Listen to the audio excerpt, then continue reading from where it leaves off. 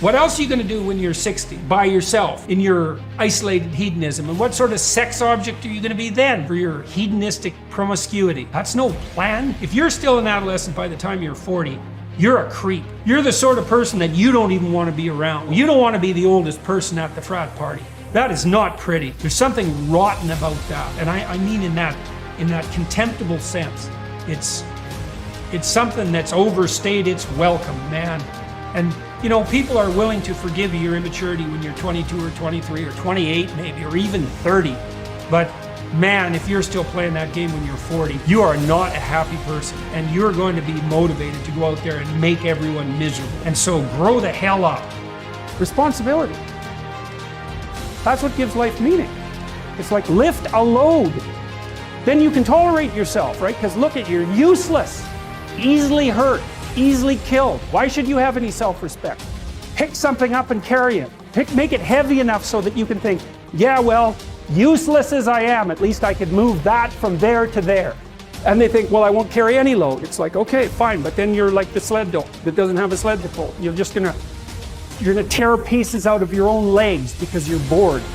People are pack animals. They need to pull against a weight. In Switzerland, there are some mountains that can be climbed by you and me. It takes a day to get to the top, and then you just camp up there and you come down the next day. About halfway up the mountain is what they call the halfway house. Halfway house, halfway up the mountain. So a group of people starts off with a guide in the morning, and about noon, you're kind of tired. You've been walking now for 4 or 5 hours, and you're coming up to the halfway house, and it's just a wonderful sight. Because as soon as you enter in the halfway house, you can smell the food, and they're getting ready for a good lunch, and you sit down, there's a fire in the fireplace, and there's nice soft chairs, and you can just rest your body and refresh your body. And so the people go into the halfway house, and they eat and laugh and enjoy and just really just kind of take in that wonderful, refreshing atmosphere. About an hour and a half after being in the halfway house, the guide gets up and says, well, gang, it's time to put on your gear. We got to hike. We got to get on up to the top. This is a fact. About half the people decide not to go on up to the top. They're sitting around the table and they're just saying, you know what, go on up. You're going to be coming by here tomorrow. You're going to be having lunch here again tomorrow. We're just going to hang here. And so the people that want to get to the top, they put their stuff on and they kind of leave. And the rest of the people sit behind. They eat a little bit more food, get around the piano, sing some songs, get around the fireplace, enjoy the fire, warm themselves by the fire. And all play games all afternoon, kind of enjoy themselves. But about 4:30, 4:45 in the afternoon, without anybody saying a word, people who stayed in the halfway house, they slowly go over to where the window is, the big window, and they start looking outside, and they start looking up the top of that mountain, and as they look at the top of that mountain, they see their friends. Their friends are now getting the tents out, and they're getting ready to prepare for the night, and it becomes very quiet, very somber, because everybody in the halfway house realizes the mistake they've made. They've sold their mission for a little bit of comfort for a few hours.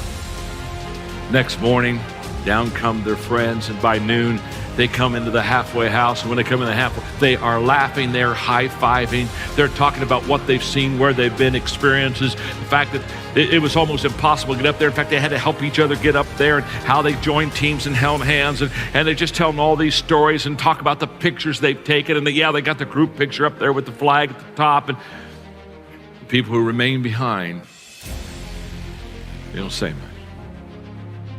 They just eat their lunch and then follow the rest of them down to the bottom of the hill where their friends are waiting for them.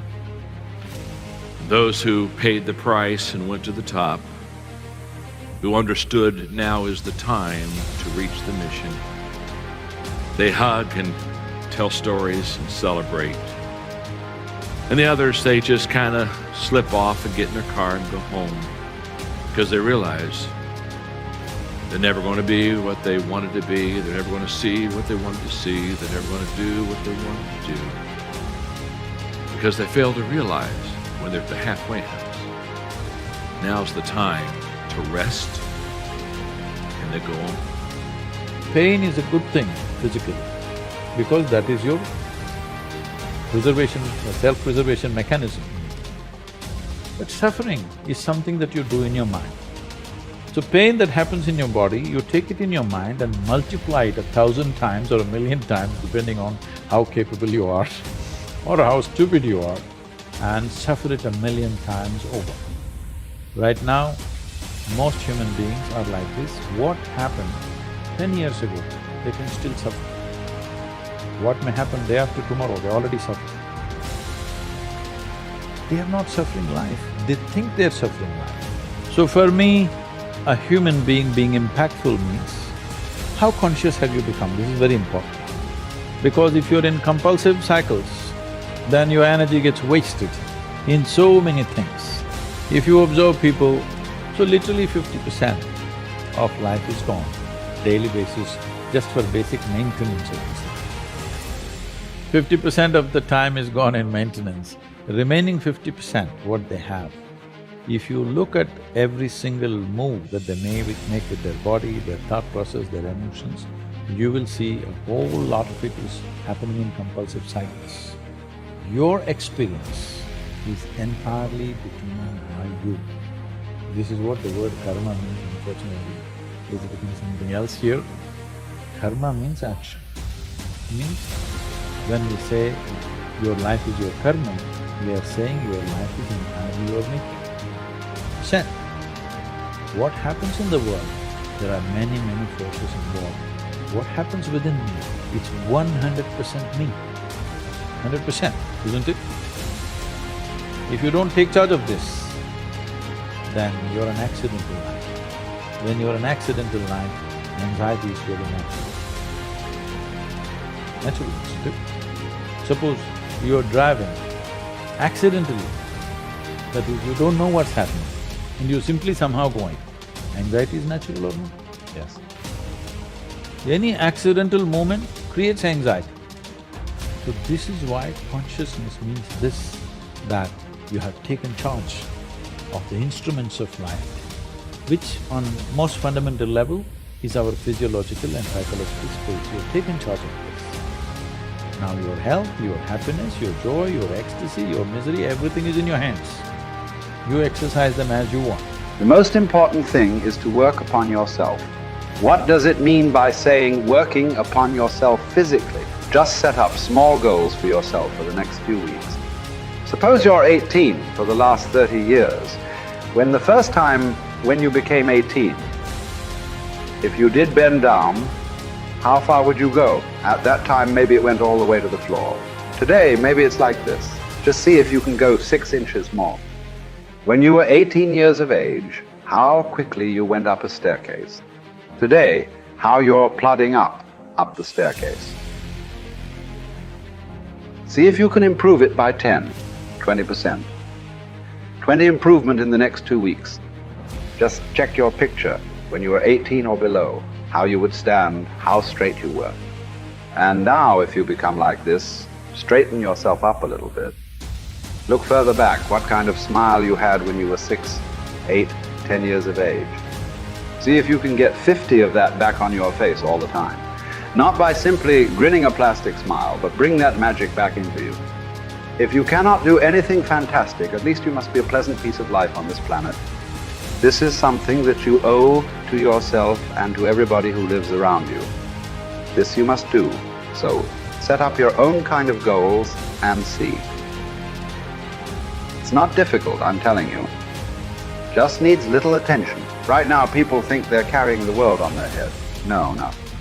Just in case you are in Sirashasan right now, and you take a picture and turn it around, it looks like you're carrying the planet on your head, but that's not the truth. Whether you are on your feet or on your head, the planet is carrying you, and it's spinning by itself. Day and night is happening by itself. Seasons are changing by itself. Sun comes and goes by itself. Really, there's nothing to do. These few weeks are for time for you to realize everything that is significant in the universe is happening by itself. It's for you to sit here and enjoy the bounty of life.